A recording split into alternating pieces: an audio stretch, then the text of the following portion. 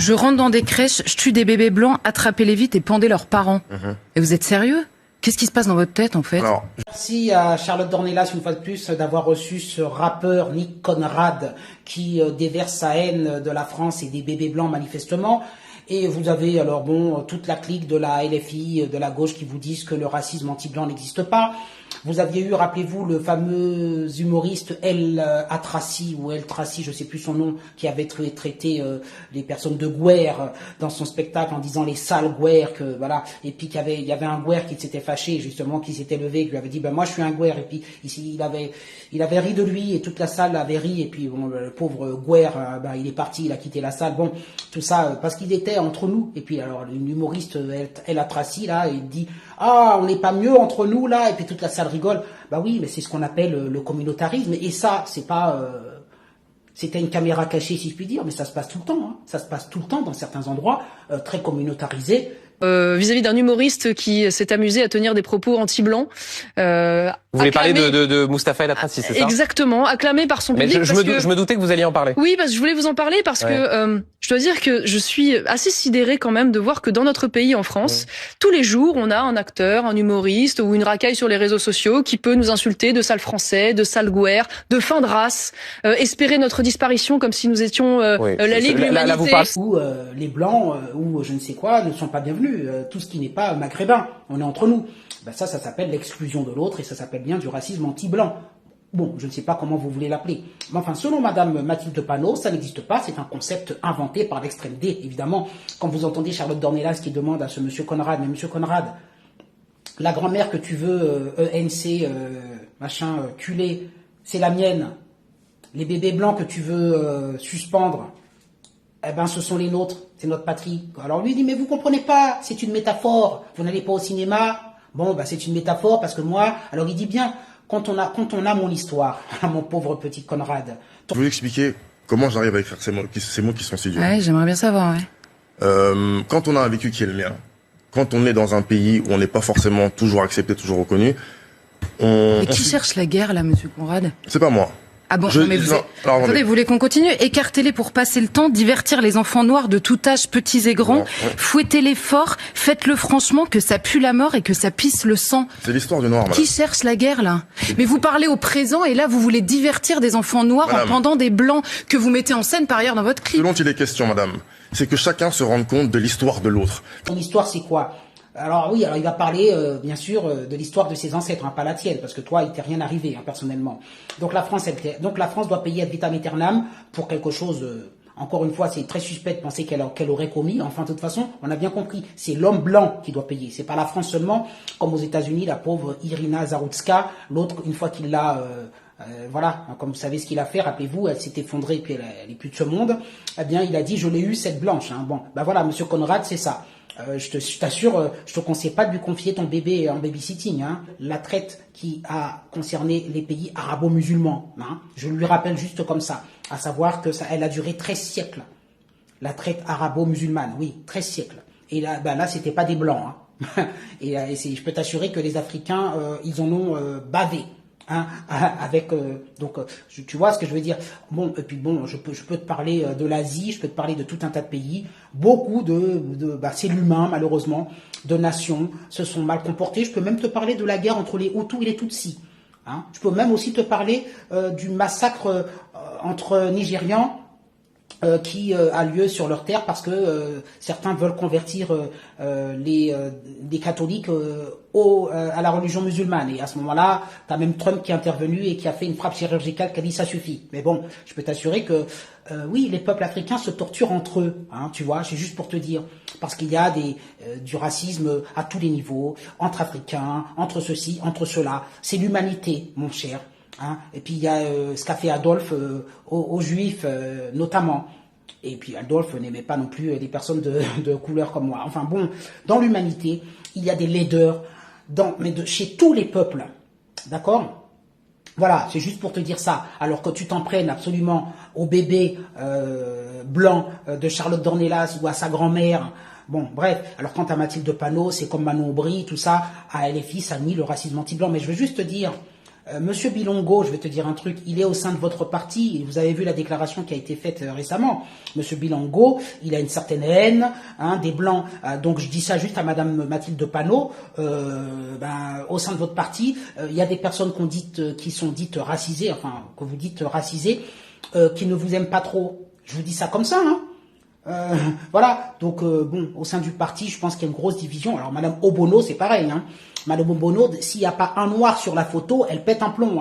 Des appels à la haine qui peuvent exister et qui sont tout à fait condamnables, mais ça ne s'appelle pas du racisme anti-blanc, qui, je le rappelle, est une invention de l'extrême droite. Ah oui, d'accord. Et donc en Moselle, le 9 décembre dernier, Édouard Philippe aussi, dans les colonnes du Journal du Dimanche, derrière a repris. Donc quand en Moselle, le 9 décembre dernier, il y a un homme qui se fait planter de 9 coups de couteau au cri de sale blanc et de sale gouère, c'est pas du racisme anti-blanc. Alors je peux vous redonner des chiffres? Non, mais les chiffres. Je vais vous donner. J'aime beaucoup les chiffres. Je sais que votre maman est prof de maths et vous devez être douée là-dedans, mais ça m'intéresse. Allez-y. Alors non, ça ne s'appelle pas du racisme anti-blanc. Ça s'appelle sale blanc. Oh là là, bon, toutes ces personnes-là honnissent les blancs et sont des racistes qui s'ignorent, anti-blancs. Et ils critiquent bien sûr les personnes qui disent que le concept de racisme anti-blanc existe. Ben oui, il existe bel et bien. L'autre a parlé des guerres. Monsieur Conrad, il vous dit qu'il veut faire des choses méchantes avec les bébés blancs.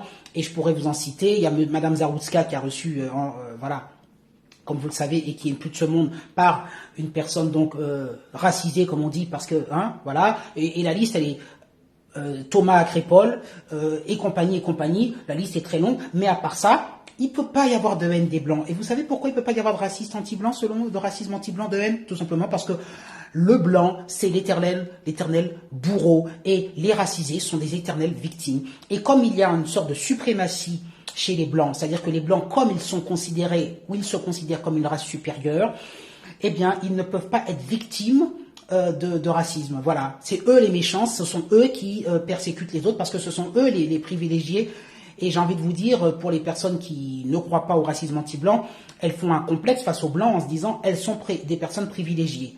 Donc elles ne peuvent pas se plaindre d'être persécutées. C'est moi qui suis... Voilà. Alors les Lilian Thuram, pareil, un sacré, excusez-moi, je le répète, pour moi c'est du racisme anti-blanc à l'état pur, je l'ai déjà dit. Je ne vais pas vous citer la citation de Dugarry. En 98, Lilian Thuram dit « Ah, on a gagné, allez venez tous les blacks de l'équipe de France, on fait une photo que les blacks de l'équipe de France ». Bah ça c'est un propos raciste. Désolé Lilian Thuram, un raciste qui s'ignore.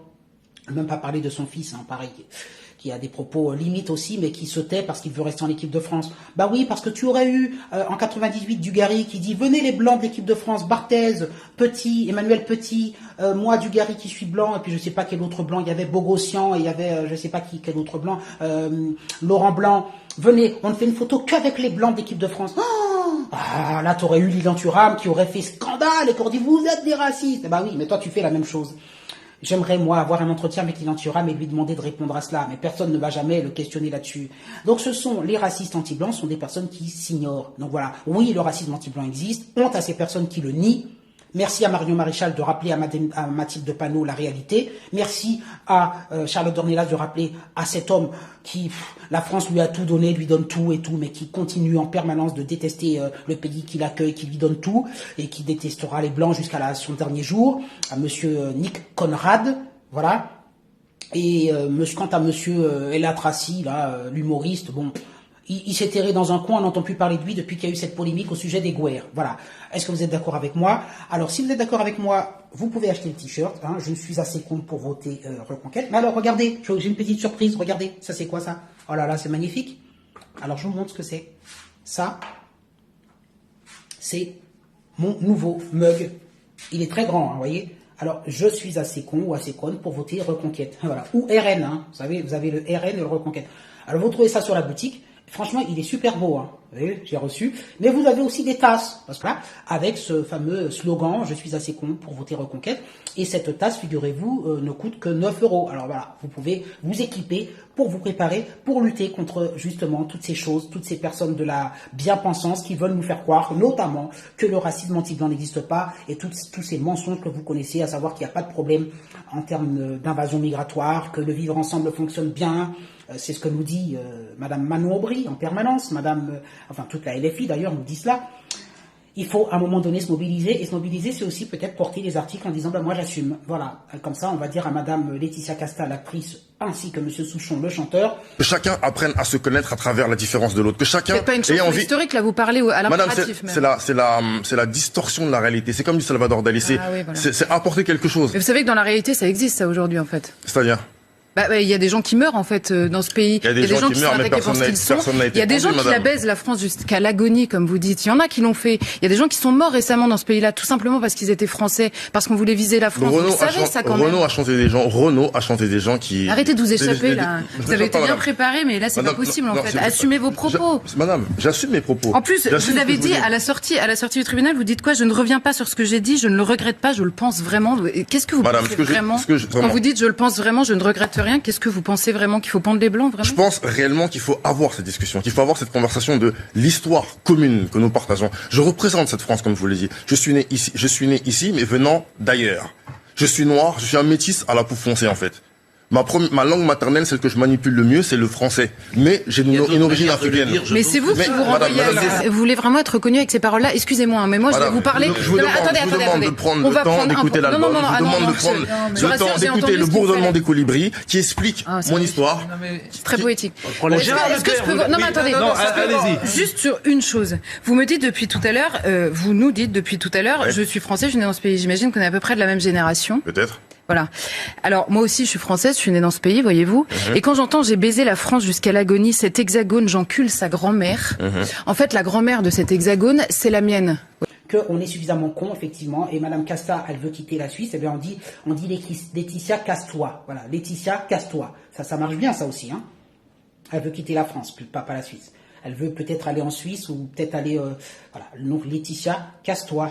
Peut-être qu'il faudrait inventer, pourquoi pas un slogan sur Laetitia Casta. Bon, en tout cas, ce que je veux dire, c'est qu'à un moment donné, il y en a ras-le-bol de ces donneurs et de ces donneuses de leçons. Voilà, je ne sais pas si vous êtes d'accord avec moi. Allez, je vous souhaite une bonne journée et à la vôtre. Voyez-vous? Donc, si ce pays est insupportable et que vous avez envie d'enculer sa grand-mère, comme vous dites, mais la porte est ouverte, en fait. Madame, comme Renaud, je vous dis que c'est mon pays dont il s'agit. Non, mais attendez, pourquoi vous nous dites que ça se passe mal et j'ai souffert, mais vous voulez que ça se passe mieux avec ça? Sérieusement? Ce que je veux faire, c'est que la mentalité à laquelle j'ai tordu le cou à la fin du clip, finisse par renaître et changer. J'ai envie c'est vrai que vous prenez des chemins détournés, excusez-moi, hein. Dans votre clip, vous mettez en scène, vous vous contentez pas des paroles. Hein. Dans votre premier clip, il y a un homme blanc qui est à l'agonie avant d'aller mourir pendu. Dans le deuxième, vous étranglez une femme blanche. Vous avez déjà été au cinéma, madame? Ah oui, non, mais attendez. Non, mais je sais pas. Par ailleurs, ce genre d'image, je les supporte même pas au cinéma. Non, d'accord, mais là, il y a un message avec, en fait. Là, il y a un message qui est impératif. Ça se voulait de l'humour en expliquant que fallait que dans son humour communautaire que les Marocains et les Algériens arrêtent de se taper dessus parce que tout le temps qui se passait à se taper dessus, c'était du temps qui passait pas à taper sur les blancs. Et quand il se trouve que un homme blanc dans la salle, outré par ses propos, a quitté la salle, et bien il a dit finalement c'est pas si mal, on n'est pas mieux comme ça dans la salle entre blancs. Vous savez la différence avec le racisme anti-blanc et les autres racismes précisément, c'est qu'il n'y a pas d'égalité dans notre pays. Voilà, il y a aujourd'hui un racisme dans notre pays. Oui, il y a aujourd'hui un racisme dans notre pays qui est toléré, qui est nié, qui est occulté, et qui aboutit pas seulement d'ailleurs à des paroles de haine, qui aboutit à ce qu'il y ait des jeunes français tués dans des fêtes populaires au cri de sale blanc. Ce que je suis en train de vous dire, c'est qu'il y a dans notre pays un deux poids deux mesures. Que si cet humoriste, Moustapha El-Trassi avait tenu des propos inverses, c'est-à-dire que s'il avait visé non pas les blancs, mais des personnes d'origine maghrébine ou des personnes d'origine subsaharienne, cela aurait suscité un tollé, une indignation générale, une polémique médiatique, une réaction de la justice. Et donc je vous le dis, quand la seule fois où on parle du racisme anti-blanc dans notre pays, au moment dramatique de l'affaire Crépol, on a 2 journalistes qui passent 2 ans à écrire un livre pour expliquer que ça n'existe pas. Et donc ce que je suis en train de vous dire, c'est que si, c'est ce qui a été dit globalement, en minimisant, limite en expliquant que c'était peut-être Thomas qui était responsable de son meurtre. Donc tout ce que je demande, une fois de plus, c'est que sur ce sujet, il y ait une égalité et qu'on arrête que les Français de souche comme nous soient insultés toute la journée dans leur propre pays.